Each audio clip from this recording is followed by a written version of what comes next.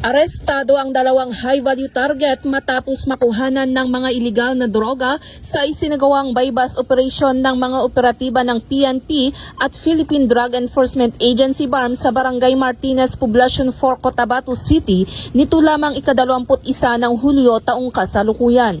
Kinilala na PDEA BARM Director Gil Cesario Castro ang mga suspect na si alias Homer, 31 na taong gulang at si alias Abu Bakar, 31 na taong gulang. Naging matagumpay ang naturang operasyon dahil sa pinagsanib puwersa ng mga tauhan ng PDEA BARM, PNP Maritime Group kasama ang suporta ng Cotabato City PNP.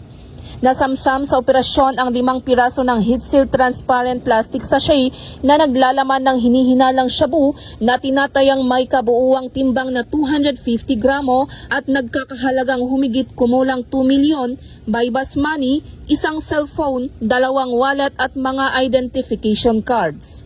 Ang mga suspect ay nahaharap sa kasong paglabag sa Section 5 ng Article 2 ng Republic Act 9165 o ang Comprehensive Dangerous Drugs Act of 2002 na may kaukulang parusang habang buhay na pagkakakulong.